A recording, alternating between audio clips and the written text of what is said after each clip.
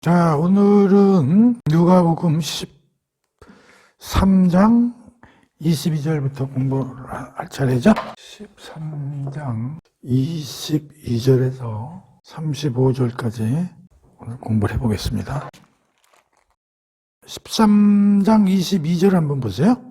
예수께서 각 성 마을로 다니셔서 가르치시며 예루살렘으로 여행하시더니 어떤 사람이 여짜오되 주여 구원을 받는 자가 적으니까 그들에게 이르시되 좁은 문으로 들어가기를 힘쓰라. 여기 좁은 문이라는 게 나오죠.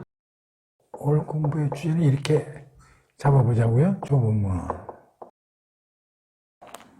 좁은 문으로 들어가라.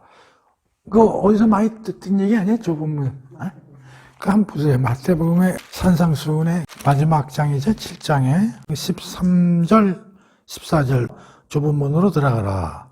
멸망으로 인도하는 문은 크고 그 길이 넓어 그리로 들어가는 자가 많고 생명으로 인도하는 문은 좁고 길이 협착하여 찾는 자가 적음이라.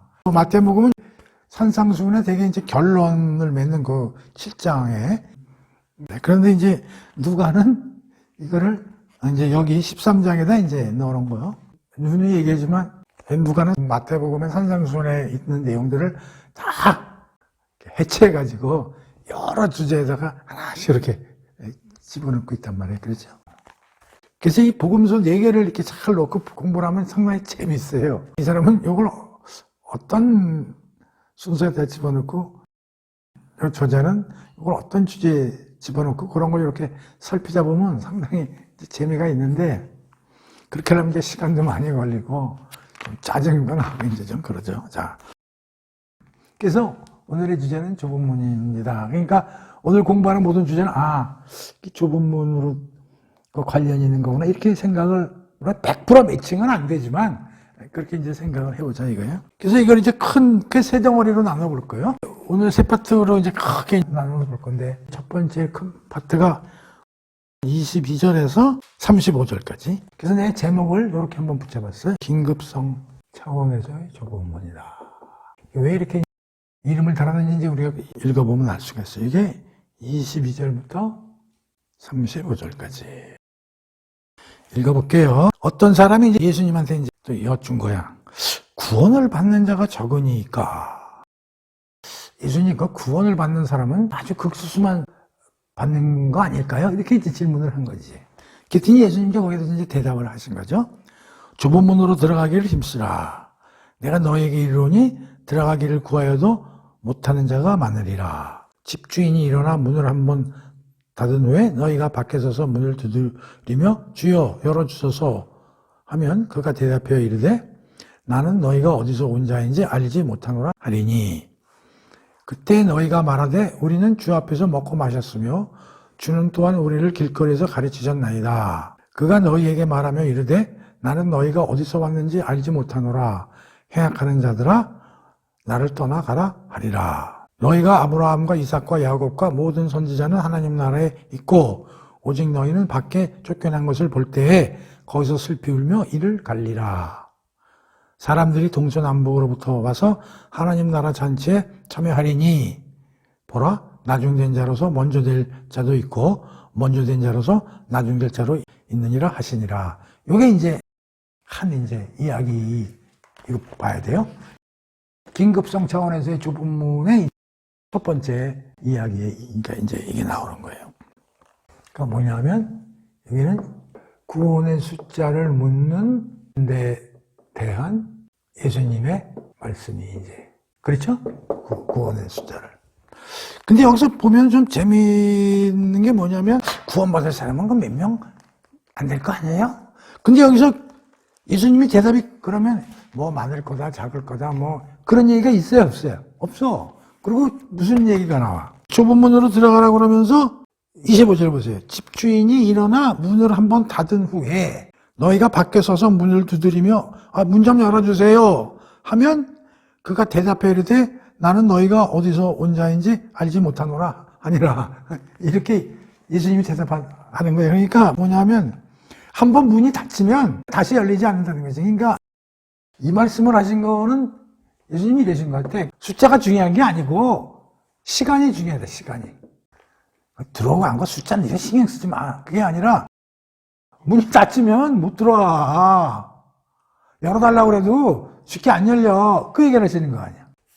그러고 나서 뭐라고 그러셨냐면 그 문을 안 열어주니까 주인이 이 친구들이 이제 이런 얘기를 하는 거야. 막 두드리면서 문 좀 열어줘요. 문 좀 열어줘. 그러니까 뭐라고 하면 나는 너희가 어디에서 온 자인지 난 니들 몰라. 아, 왜 몰라요? 우리 구면이에요, 구면.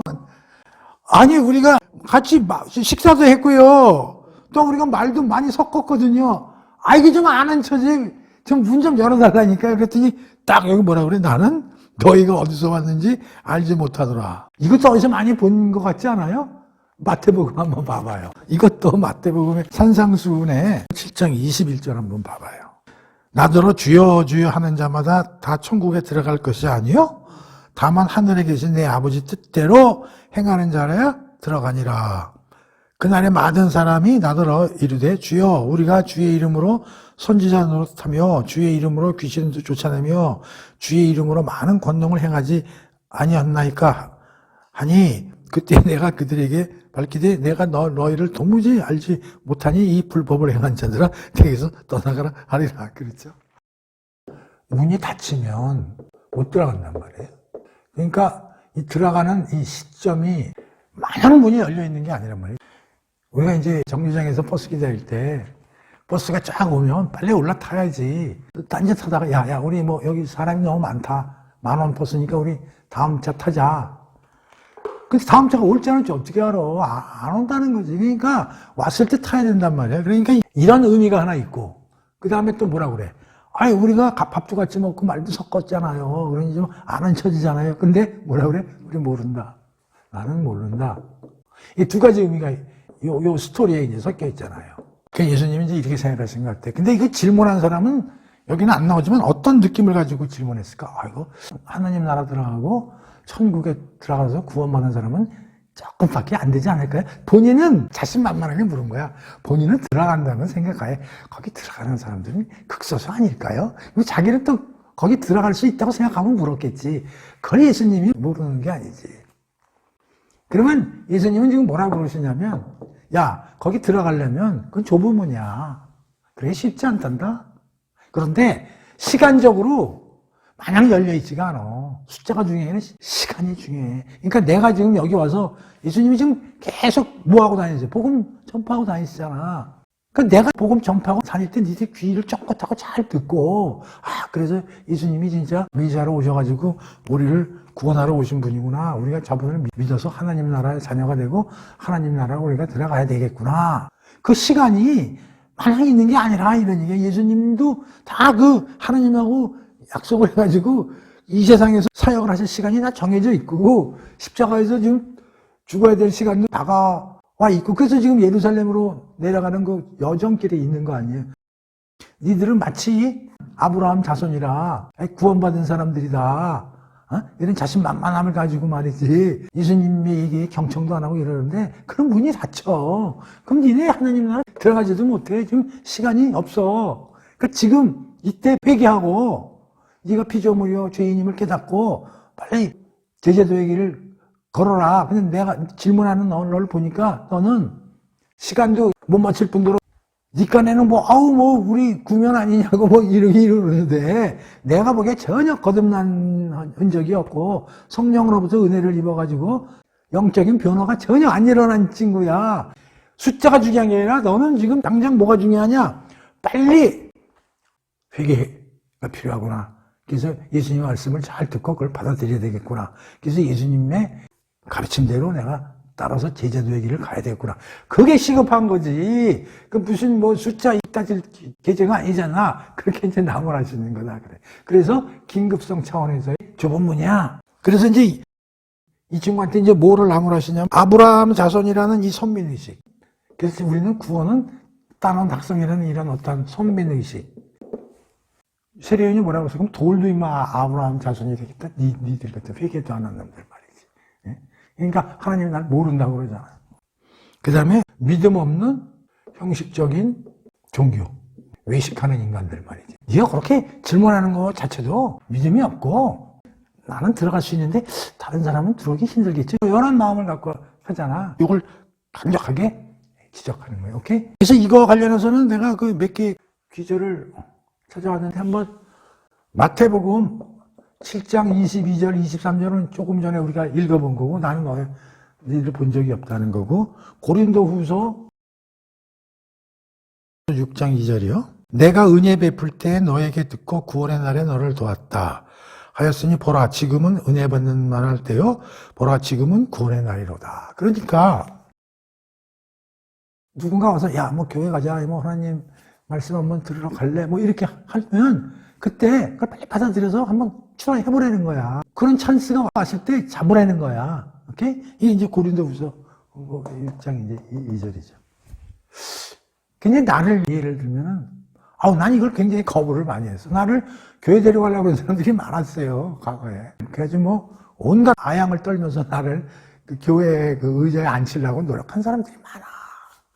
그런데 내가 과감히 그걸 거부를 했는데, 지금 와서 생각하면 이제, 이게 물론 때가 있지만은, 이게 참 잘못됐구나. 그러니까, 이제 만약에 그걸 뿌리치다가 영원히 뿌리치고 죽으면 기회가 없는 거잖아요. 그래서, 지금 와서 생각하면, 그때 좀 가서 일찍 좀, 성경 공부도 하고 그랬으면 좋았을 텐데 하는 그런 생각이 나거든. 혹시 누군가 와서 뭐 교회 얘기를 하거나 예수님 얘기하면, 그날이 무슨 날이라고? 여기 6장 2절에 은혜 받을 날이요? 구원의 날이라고 생각하고, 미친 척하고, 한번 가서 교회 구경도 하고, 설교도 한번 들어보고, 성경책도 한번 사서 줄 검게 훑어도 보고, 그런 얘기죠.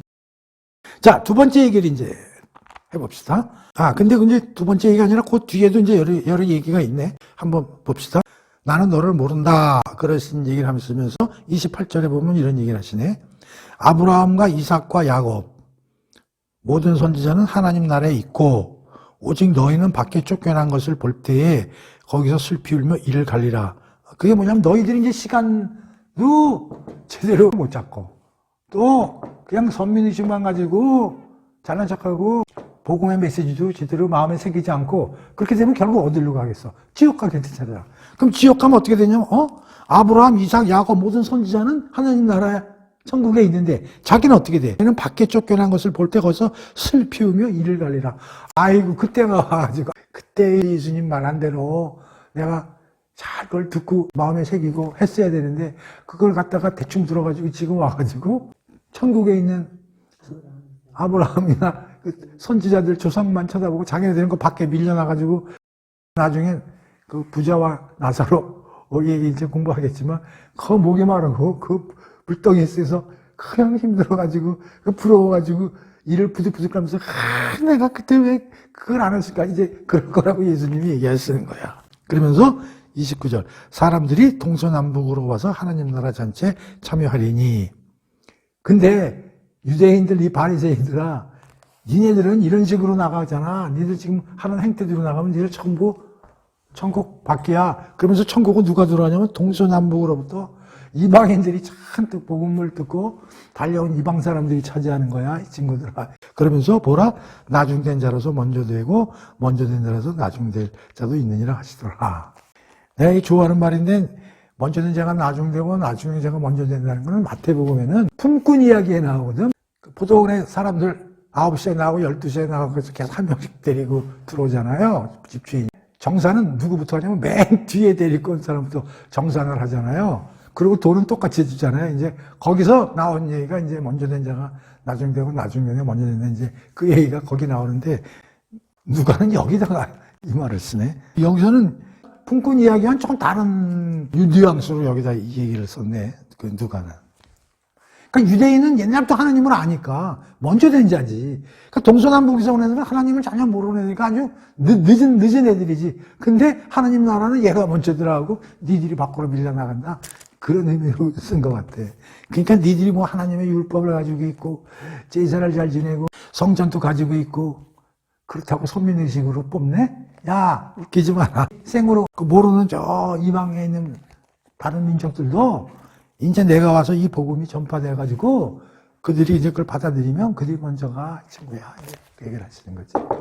자, 그러면서 이제 두 번째 스토리를 봅시다. 두 번째 스토리는 31절부터 35절까지요. 요거는 제목을 내가 어떻게 붙였냐면, 헤롯에게서 온, 헤롯은 이제 왕이죠. 헤롯에게서 파견된 바리새인들에 대한 예수님의, 요게 이제 31에서 35절.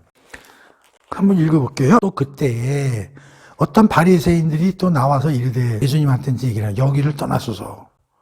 헤롯이 당신을 죽이고자 하나이다. 헤롯이 지금 예수님을 딱 째리고 있어요. 걸리기만 해봐라 이러고. 그러니 조심하셔야 돼요. 그랬더니 이제 예수님이 말하면 너희는 가서 저 여우에게 이르되, 저 여우는 누구야? 헤롯 왕을 여우라고 그러시네. 오늘과 내일은 내가 귀신을 쫓아내며 병을 고치다가 제3일에는 완전하여지리라 하라. 그리고 오늘과 내일 모레는 내가 갈 길을 가야 하리니 선지자가 예루살렘 밖에서 죽는 법이 없느니라. 조심하세요. 그러니까 뭐라고 그러시냐면, 야 나는 지금 내가 해야 될 일이 딱 스케줄이 잡혀 있어. 그러니까 스케줄대로 할 때까지는 아무리 헤롯 대왕이 뭐 힘이 있어도 나를 손도 못 대. 이제 그런 얘기예요. 그렇죠? 앞으로 일어날 일을 그냥 3일로 그냥 축약해서 내 사명이 아직 끝나지 않았다는 거죠. 그치? 그러니까 병을 고치고 귀신도 쫓고 이러한 일들을 내가 계속 해 나가야 된다는 거야. 헤롯 대왕한테 죽어가지고 내가 해야 될 일을 여기서 지금 중단시키는 그런 일은 일체 벌어지지 않을 거라 걱정하지 마라. 그런 얘기지. 그 다음에 오늘과 내일 모레는 내가 갈 길을 가야 하리니 선지자가 예루살렘 밖에서 죽는 법이 없느니라. 그 예수님의 사역 일정은 지속돼야 되고 그건 시간 계획표에 이미 정해져 있다. 이런 얘기란 말이에요. 내가 갈 길은 전부 시간이 정해져 있다는 거지. 그래서 헤롯이 나를 해치려고 해도 전혀 해칠 수 없다. 그러면서 34절에 보면 예루살렘아 선지자들을 죽이고 네게 파송된 자들을 돌로 치는 자여 암탉이 제 새끼를 날개 아래에 모음과 같이 내가 너희의 자녀를 모으려 한 일이 몇 번이냐. 그러나 너희가 원하지 아니하였도다. 야, 그냥 탄식하시는 거야. 예루살렘이라고 표현하는 거죠. 유대인 전체를. 선지자들을 그냥 다 죽이고 이사야, 예레미야 그동안에 막 하는 선지자들을 다 손을 보고 네게 파송된 자들을 다 죽이고 또 특히 암탉이 병아리를 안고서 보호하듯이 내가 너희들을 깨우치기 위해서 얼마나 내가 한두 번 했느냐. 너희들이 전부 그 받아들이지 않았느냐. 너희들이 그 사실을 아느냐. 예수님이 탄식하시는 거야. 그러면서 35절 보라 너희 집이 황폐해버린 바 되리라. 내가 너희에게 이르노니 너희가 주의 이름으로 오시는 이를 찬송하리라 할 때까지 나를 보지 못하리라 하시니라. 그러니까 예수님이 많은 사역을 해가면서 그들에게 깨우쳐서 돌아오라고 할 때도 거부했다 이런 얘기야. 한두 번이냐. 그러면서 35절에 이게 어마어마한 얘기를 하시죠. 종국에는 어떻게 된다는 거예요? 너희들이 황폐해 망할 거야. 그래서 황폐한 거는 AD 70년에 성취가 되죠. 마태복음, 요한복음에서 공부했지만 로마의 디도 장군 또는 티투스 장군에 의해 가지고 완전히 어떻게 돼? 성전이 파괴되고 완전히 뭉개져 버리잖아요. 이스라엘이 그냥 완전히 여기서 무너져 버리죠. 그 얘기 하시는 거예요. 이것도 되고 두 번째는 재림 때 너희들은 완전히 지옥행이다. 이런 뜻도 될 수 있는 거고 심판에 대한 경고를 이제 내 시간 얼마 없어. 하루 여기 이틀 사흘 내가 뭐 맨날 있는 거 아니야. 이 안에 니들이 깨우쳐야 돼. 그런 얘기를 하시는 거지. 그렇죠? 더 이상 너희들에게 뭐 무제한의 시간이 남아있는 게 아니야. 이 시간이 지나면 너희들은 심판 대상이야. 이런 얘기를 이제 예수님이 하시는 거란 말이에요. 그래서 요 13장 22절부터 35절까지는 두 가지의 이야기가 들어가 있는 거예요. 구원의 숫자를 묻는 자에게 하는 예수님의 말씀, 시간. 그 다음에 헤롯에게서 파견된 바리새인들에 대해서 예수님이 하신 얘기. 시간이 많지 않다. 그러니까 빨리 회개해야 된다. 그리고 빨리 받아들여야 된다. 그리고 이제 선미의식, 잘난의식 이런 거 다 빨리 버리고 회개하고 빨리 복음을 받아들여서 성령의 은혜로 하나님 나라에 들어오고 하나님 자녀가 되어야 된다. 시간이 없다. 그래서 우리가 긴급성 차원에서의 좁은 문이다. 마냥 시간이 널려 있는 게 아니다 하는 거를 이제 공부를 했고요. 그 다음에 이제 14장 들어가는데요. 봅시다. 여기서 이제 크게 두 번째 차원에서 이제 좁은 문을 이제 공부해 봅시다. 첫 번째는 이제 긴급성 차원에서 좁은 문이었다면 14장 1절에서 겸손이라는 차원에서의 좁은 문. 내가 이제 이름을 이렇게 붙여봤어요. 그래서 이제 요거는 14장 1절에서요. 24절까지 겸손이라는 차원에서 좁은 문으로서의 측면에서 우리가 공부를 해보자. 그런 얘기, 여기서부터 나오는 얘기는. 그런데 여기 보면은, 여기서 나오는 얘기를 또 네 가지로 분류해서 살펴볼 수 있어요. 봅시다. 첫 번째는 안식일에 예수께서 한 바리새인 지도자 집에 떡 잡수러 들어가 있으니, 안식일 얘기가 계속 나와. 그들이 엿보고 있더라.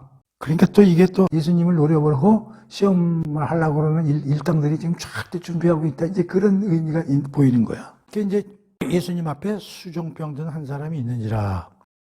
수종병이라는 걸 물어보니까 이게 복수가 찬 병이라 그러더라고. 여기 보니까 이렇게 돼 있네. 복부에 물이 차서 심장, 신장, 간장 등을 압박하고 몸이 붓는 병. 누가는 의사기 때문에 이렇게 병 이름도 딱 이렇게 기록을 하네.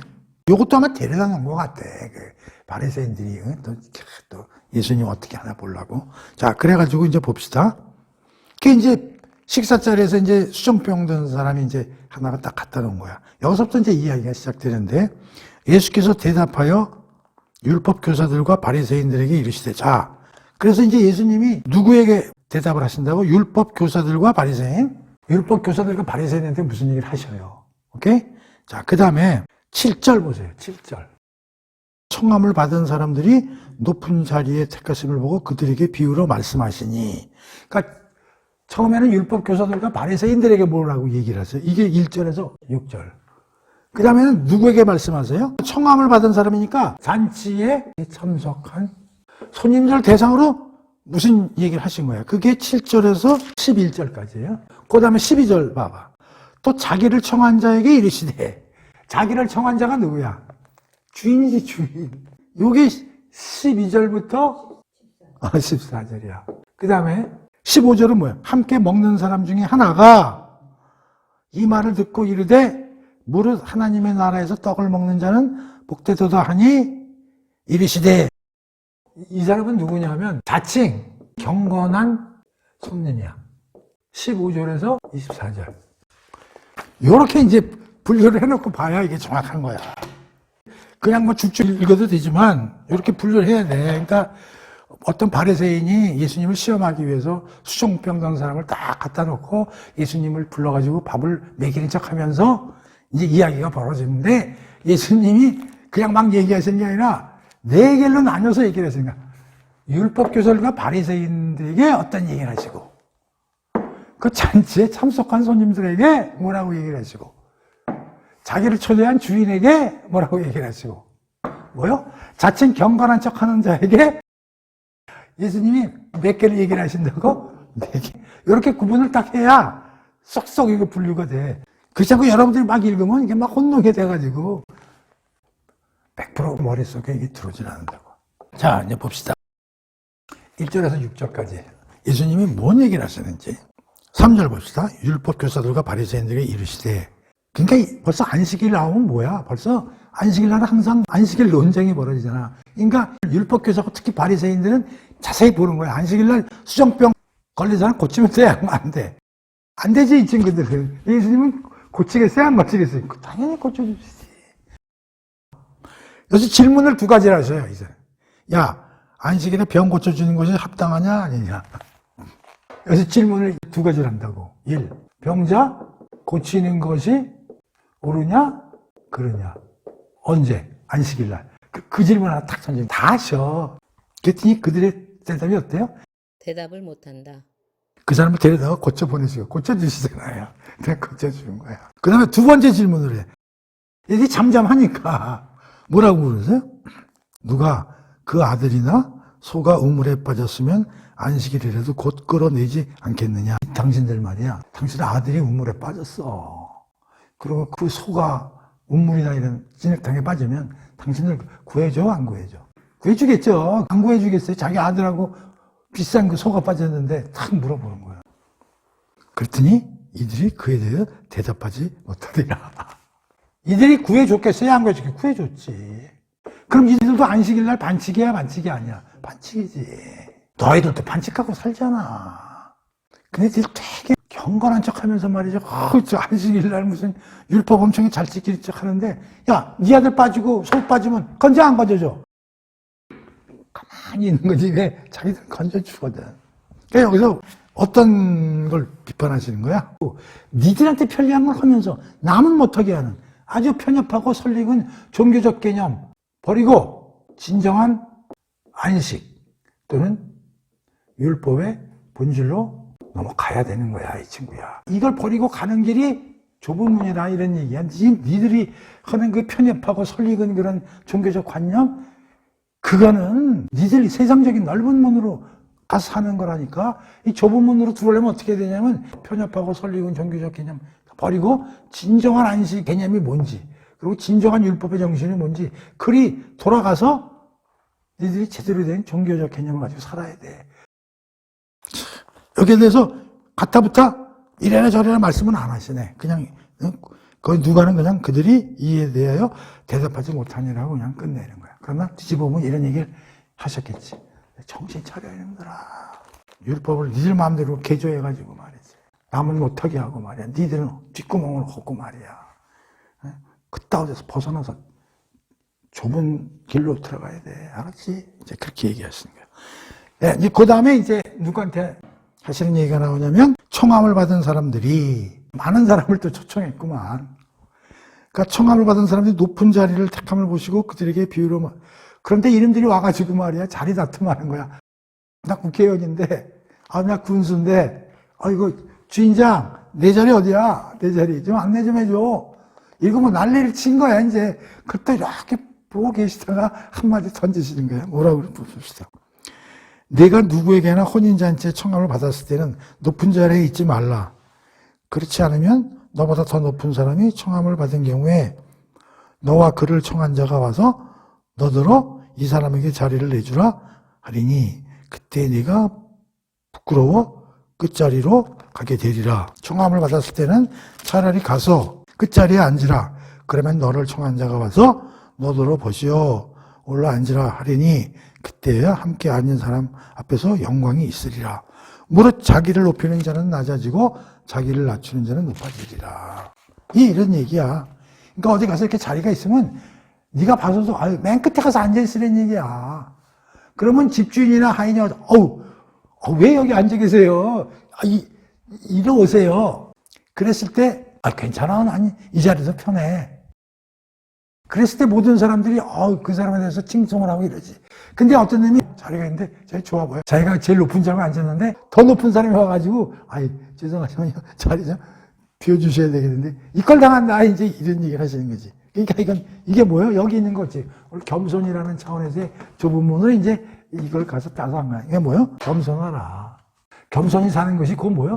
좁은 문에서 사는 것이 다 이제 그런 얘기죠.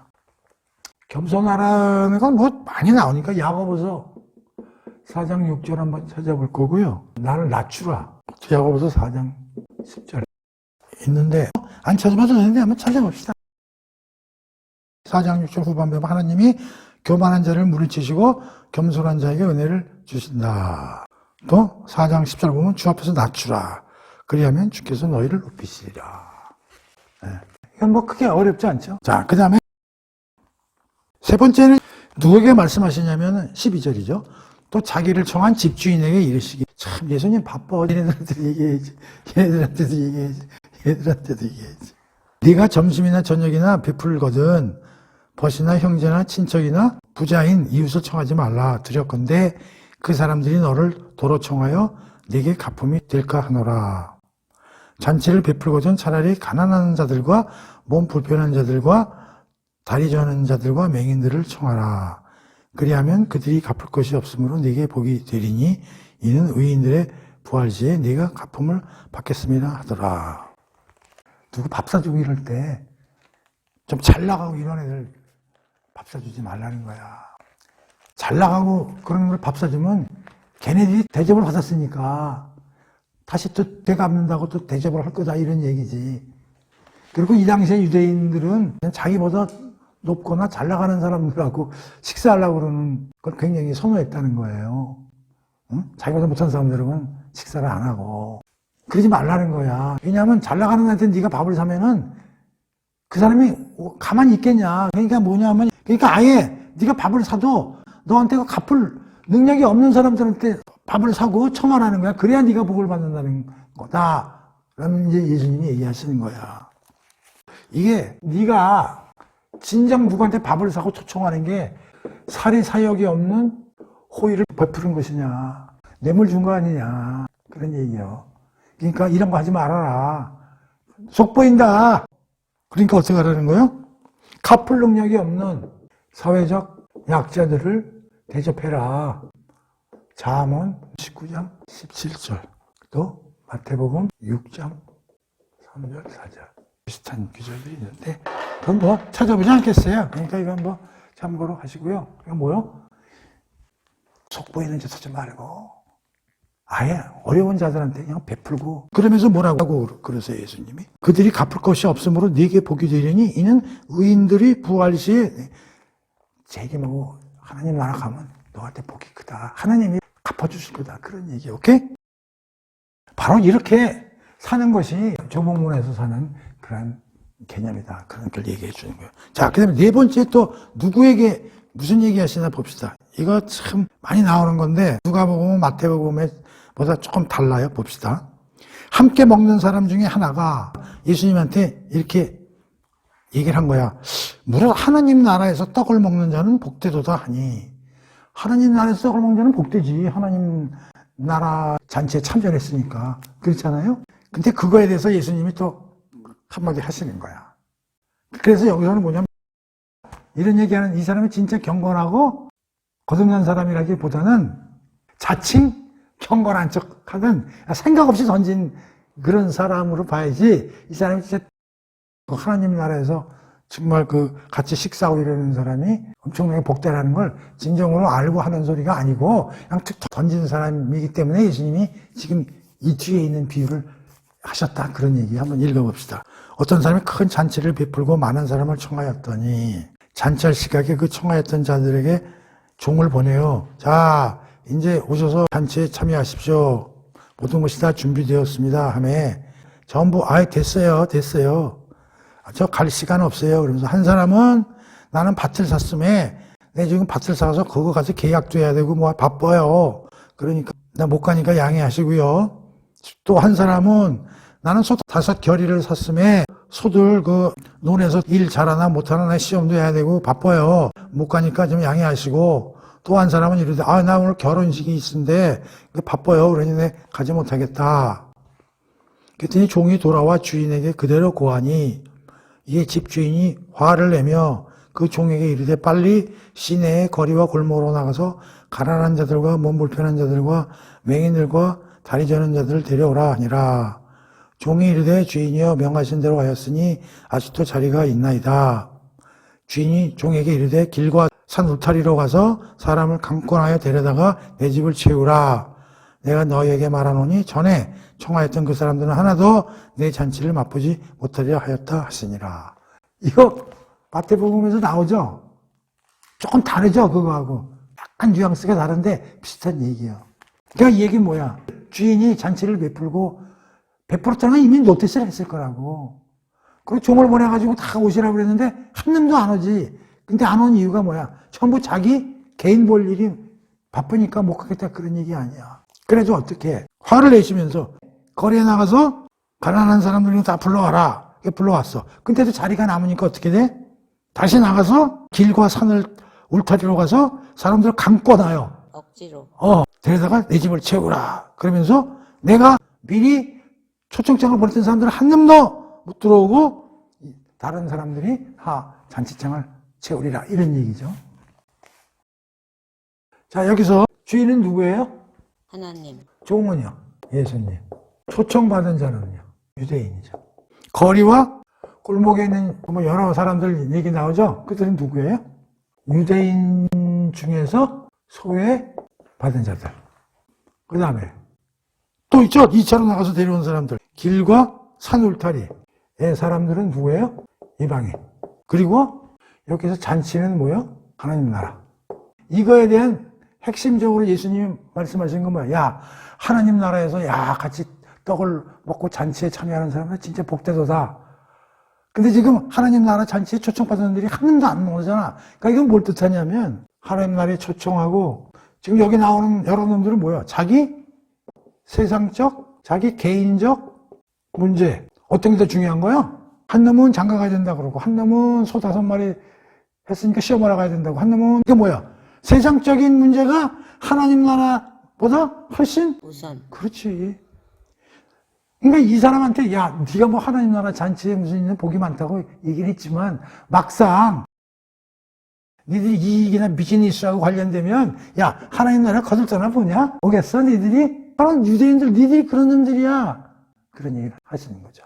그래서 점심 때 초청을 받아서 간 자리에서 율법교사들에게, 참석한 손님들에게, 주인에게, 자칭 경건한 손님들에게 예수님이 이런 얘기를 하시면서 특히 겸손과 낮추다. 물론 이런 것들 다 겸손하고 이렇게 짱 매칭은 안 돼. 이렇게 살지 않고 겸손하고 낮추게 사는 거, 그런 것이 바로 예수님이 얘기하시는 좁은 문이라는 거다. 알겠느냐? 그런 얘기예요.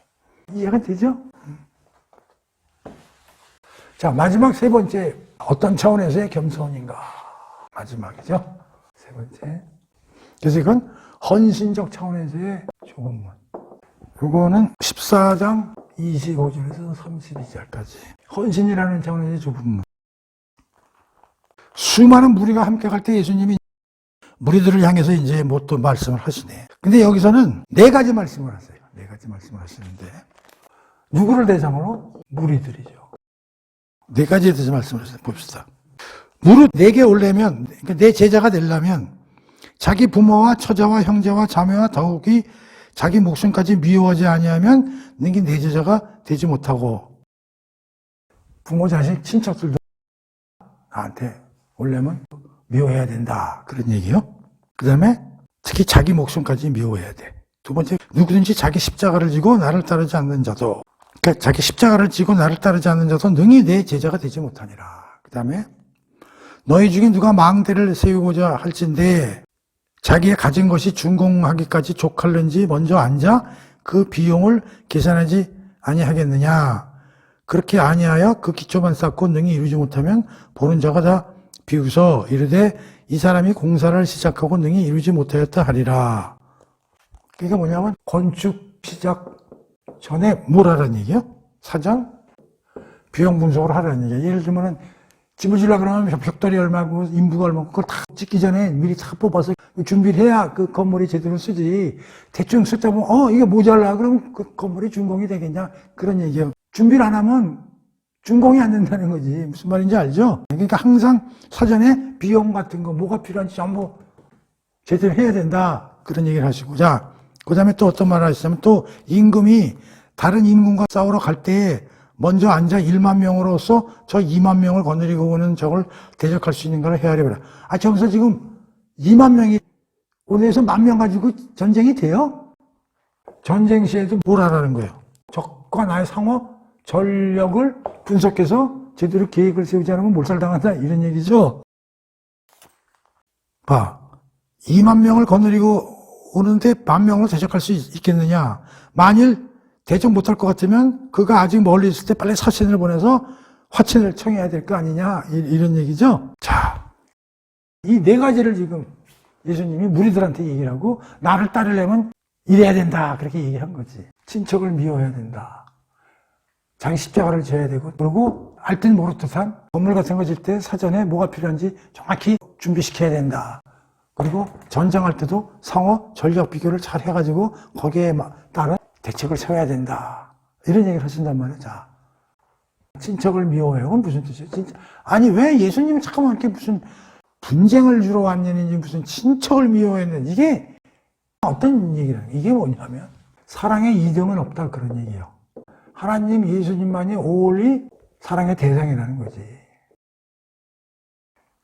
예를 들었던 남편이 마누라는 사랑 1, 옆집 여자 사랑 2, 사랑 3, 이게 돼요? 마누라면 사랑해야 될 거 아니야. 얘도 사랑하고 얘도 사랑하고 얘도 사랑하면 잡놈이 되는 거 아니에요. 그러니까 여기서는 친척을 사랑하지 말란 얘기 아니라 사랑의 우선순위라기보다도 하나님한테 사랑을 올인하라 이런 얘기예요. 하나님만이 진정한 사랑의 대상이지.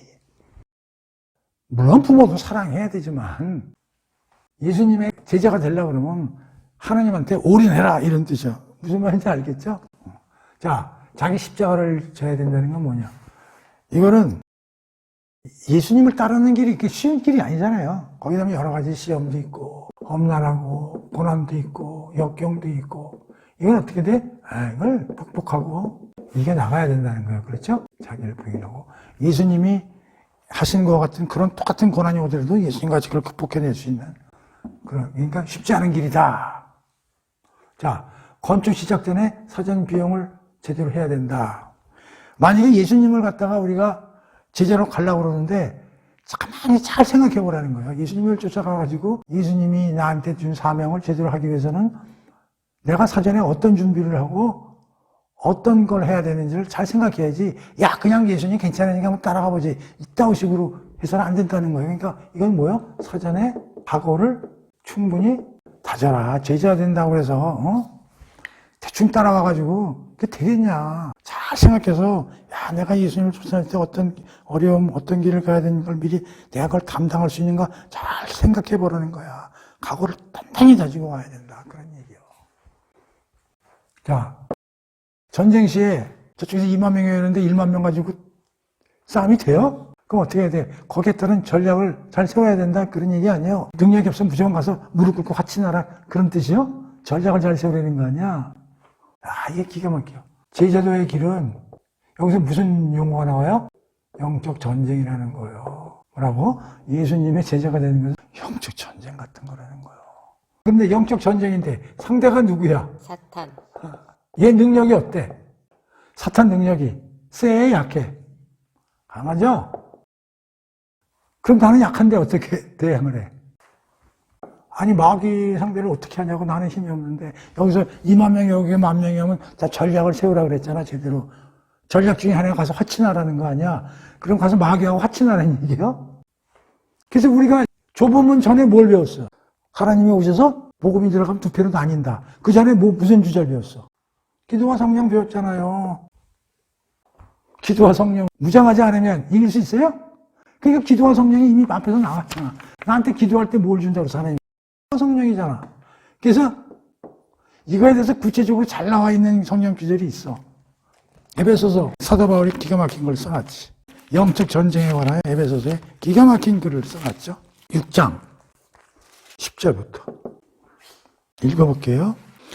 너희가 주 안에서와 그 힘의 능력으로 강건하여지고 마귀의 관계를 능히 대적하기 위하여 하나님의 전신갑주를 입으라.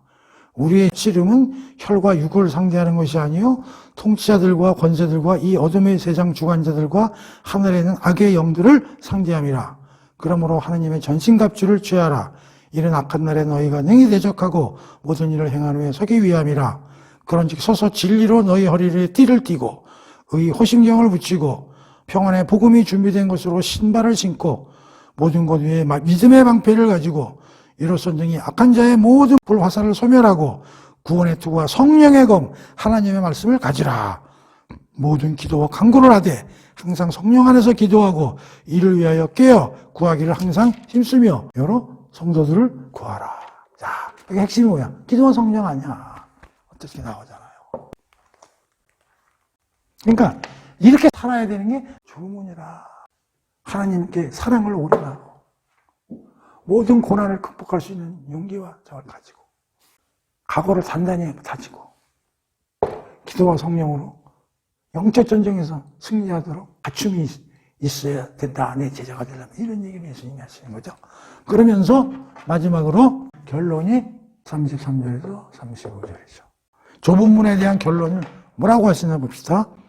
이와 같이 너희 중에 누구든지 자기의 모든 소유를 버리지 아니하면 능히 내 제자가 되지 못하리라.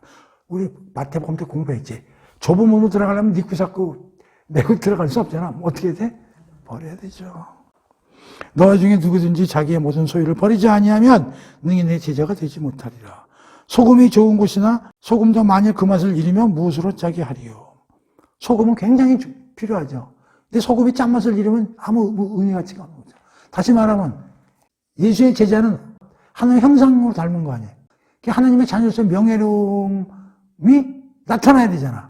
소금이 짠맛을 내도록. 그러면서 그리스도의 향기를 내뿜어야 되잖아. 그 얘기하는 거예요. 하나님의 형상으로 지어진 하나님의 자녀다. 그 명예감이 있고 그것이 남들한테 비춰지도록 살아야 된다. 그런 얘기를 결론으로 하는 거죠. 그렇게 사는 것이 곧 무슨 문이다? 좁은 문. 그래서 오늘은 주제가 좁은 문. 그래서 큰 덩어리는 3개. 시급성, 시간이라는 차원에서의 좁은 문. 겸손이라는 차원에서의 좁은 문. 그리고 헌신이라는 차원에서 좁은 문에 대해서 공부를 했고, 그 안에서 예수님이 여러 가지 얘기를 많이 하셨어요. 달막달막한 얘기지만 대상도 다르고 다양한 얘기들을 이제 했어요. 그걸 이제 이렇게 쪼개서 공부를 해놔야 소소 머리에도 들어오고 다양하게 이렇게 예수님이 하신 게 들어오지, 이걸 번복으로 읽어버리면 여러분들이 금세 잊어먹고 뭐 죽도 박도 안 되기 때문에 오늘 이렇게 불교를 해서 공부를 해봤어요. 어떻게 잘 됐나 모르겠네요, 오늘 공부가. 자, 오늘 공부는 여기서 끝내도록 하겠습니다.